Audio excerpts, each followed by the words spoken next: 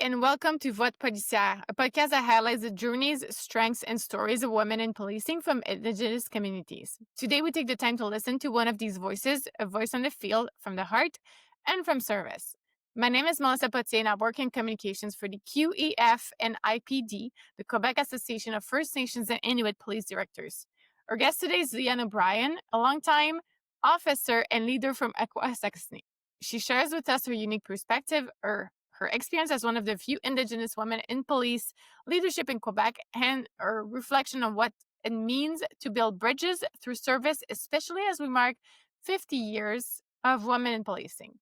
All right. Thank you, Leanne, for coming to Voix policière. Today's for the podcast episode. So let's Thank start you. with the first question, of course. If you can introduce yourself. So your name, your role, where do you work? Okay. My name is Leanne O'Brien, and I'm with the Akwesasne Mohawk Police Service. I'm the deputy chief here, and I've been in this role since 2018. I'm originally from the Ottawa Valley area. I grew up in Eganville and Algonquin Reservation, Pibwaknagan. I moved here in 2005 when I started my career here at AMPS. I started off as a constable and worked my way up through the ranks to my current position as deputy chief. Nice. What do you love the most about your position right now? Um, right now, it's challenging. It's a different aspect of policing. Um, it's less operational, more HR based. Managing people, um, budgets, like the business side of policing that you don't even think about, when you're a young constable on the road, you're like, it just, everything just kind of figures itself out. But in reality, there's a lot of, people involved and decisions to be made. And so, yeah, it's like running a business. Yeah. So what make you actually want to transition from being constable to deputy chief officer? Because that's like you said, it's a very different job. Yeah. I think I just wanted to maybe inspire some change and in policing in our service as well. And I kind of thought that, but what better way to do it than, to make that jump, to make that jump into leadership. That makes sense. Initially, if you go back to your old days, your first days, or even before becoming a police officer, what inspired you to become a police officer in the first place? Oh, I- well, I'm the oldest of five, so I think, I was always really a natural like protector. Um, and I think like that just carried on throughout my life. And then, I always wanted to be a police officer for as long as I can remember. That was always a goal of mine. I was like, I'm going to be a police officer. And then, that just became a reality. I worked towards that goal, and I became a police officer in 2005. That's great. That's something I feel like it's the kind of job that either you've known your whole life, or like someone that was in your family, or somebody definitely inspired you to become a police officer. So I love this. And okay, so what challenges have you faced as a woman in policing? Because as you know, we're recording this podcast episode for the 50th anniversary of women in policing. And I'm sure like you went through many challenges, of course, like that's like the daily life, maybe not as much right now as you're more in the office, but if you want to share with us the challenges that you faced and how did you overcome them? Sure. Well, to be honest, I think I underestimated how hard this job would be. Mm, And there were times when I didn't think I'd even stay in policing. And like on top of what we experience as officers on the road, you know, and being a woman in policing, I often faced like gender bias, um, you know, and in my younger days, I didn't even recognize it as that, because it was so subtle. There was like the mm. gender bias role assignments, there was, I saw my career going one way, and yet I was being pushed in another way because of because I was a woman. Um, so there was that going on. a lot earlier on in my career. I pushed back, whenever I could, and I would try to be like, no, no, no, I'm going to go this way. And like that first step was being, applying to be a sergeant. There was no other females that held that rank in our department before, and I was like, well, I'm going to do it. And then, once I made that step, um, I kind of started pushing my career kind of went a different direction after that. So I think another challenge would be, you know, myself. I'm not from this community. I'm an indigenous person, but I'm not Mohawk. I'm actually Cree and Irish. So I had a lot of different challenges that, I had to deal with. There was like tribalism and bloodism, and like these challenges combined with, you know, the other challenges that we have to deal with as women, at times it nearly pushed me out of policing altogether because you almost get tired of like fighting the challenges and proving yourself and you know but I stayed and I've tried to work and transform the culture from within um and yeah, so now I'm here. That's good. And when you said you almost quit, I can understand sometimes like just, days are going to be harder than others. And this is still something that's, because with the interviews with this podcast, like depending where the girls are located, sometimes they have experimented in the gender bias, but sometimes like it went well for them, depending where they're at in their career, of course.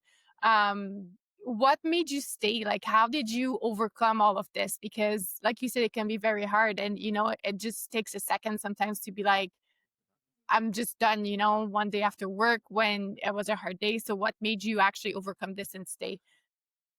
um well, I think there's always been these moments where it comes when like when you least expect it. Like there was one day I was on the road and I was just getting gas, and it was late at night, and I hear, "Oh, Leanne," and I turned around, and it was a victim that I had helped like many years ago.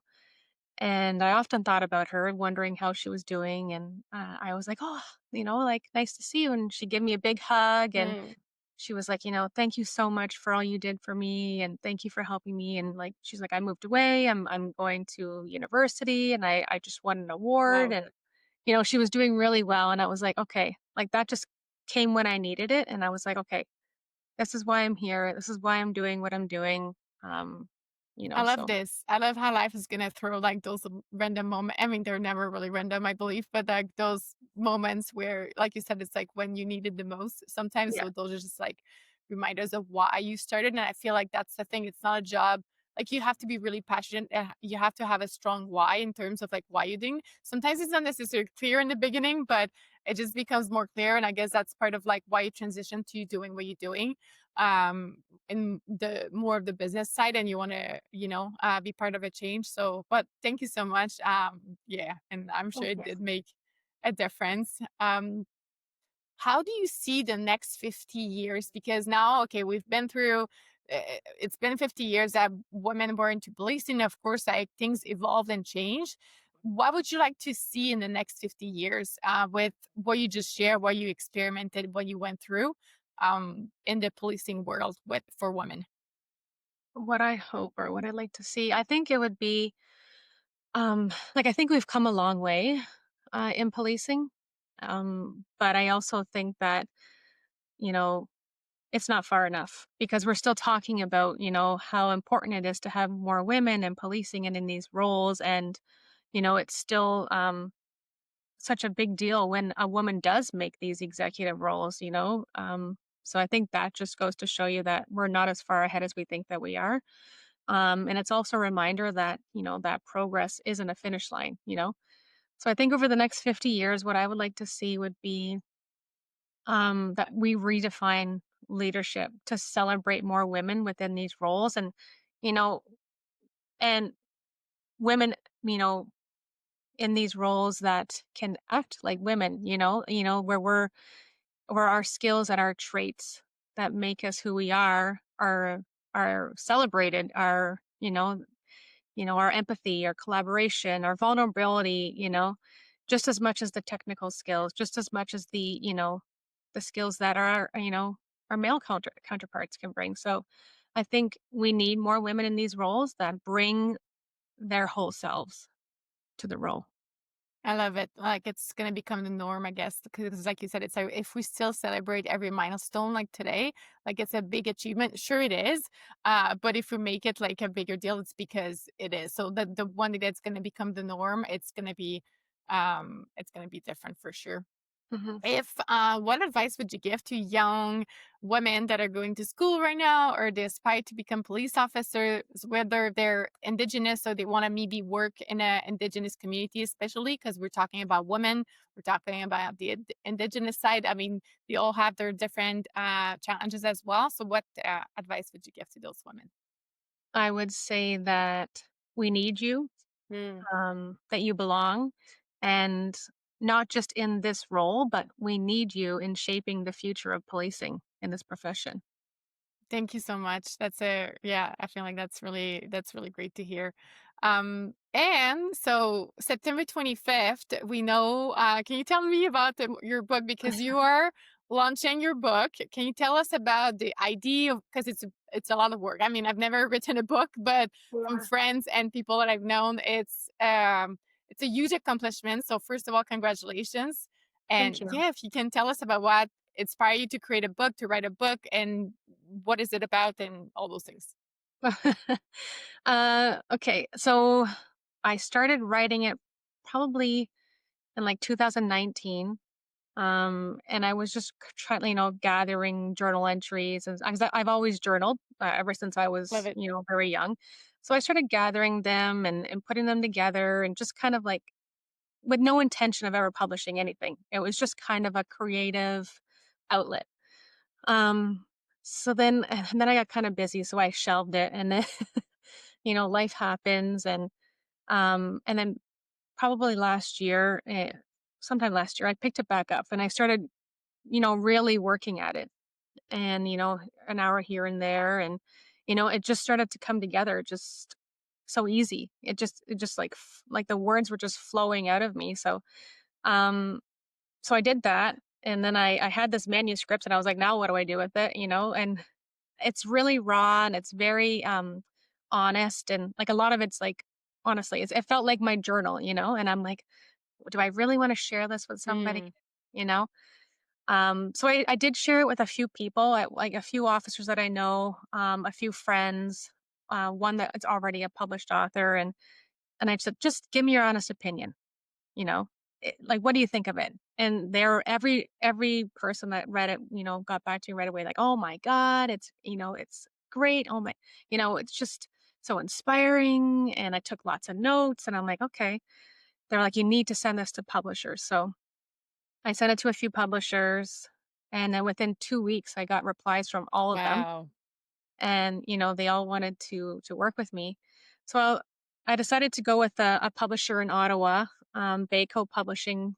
Actually, the president, the vice president, Stephanie, she's actually mixed. She's Métis as well. So we had a lot of like similarities, and when we had met the very first time we met to talk about signing a deal, I felt like we could connect, and I could work with her, because at that time I was still like unsure whether I wanted to do this.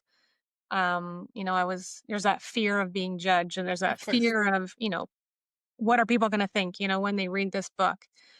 Because it really is about like my life. It's about like Hmm. what happened to me when I was younger, the trauma that I went through, how I healed, how I entered the policing profession, and then once I got here, the trials and tribulations and challenges that I overcame, to get to where I am today. So it really is like honest and raw and like rooted in my lived experiences. And I honestly felt like I'm putting my diary out there in the world for everyone to read. But you know, I think that it might help somebody. And if it helps, I know it sounds cliche, but if it helps just one person, be braver, um, and to to be brave, and you know join policing, or apply for a promotion, or make a big decision in their life that they've been waiting for, then it's done its job. So I love this. It's funny because I've heard people like people's story before of like writing a book and contacting publishers, but most of them sometimes like all we hear is like, yeah, I've been denied and I had to apply again and I had to send a few emails and I decided to publish myself. And so it says a lot about your book that the fact, like you said, like you had options, you know. And I feel like those are the best books as well when you didn't write it for the public or the audience initially. You just wrote it for you. And I feel like those are the best because, like you said, it's very raw and vulnerable. So it makes it maybe hard for you to put it out there because you put yourself out there. But at the same time, as a reader, I feel like those are the best because you can truly connect and you can feel the emotions, you know? So when you read, and like you said, I'm sure it's going to help some people. I'm sure it already has, even if it's not officially launched yet, but I'm very looking forward to reading it. So thank you so much. And Thank you. what's the name of the book? And if people want to know more, where can we find it? Yep. It's called Breaking Trail, and it will be available on Amazon and Indigo, probably within the next week or two. I do have Instagram and Facebook, so if you can just search my name, Leanne O'Brien, you'll find my author page, and there's details on there. Love it. Thank you so much, Leanne, for your time. And we Thank you. appreciate you. And we'll see you at the book launch. Thank you.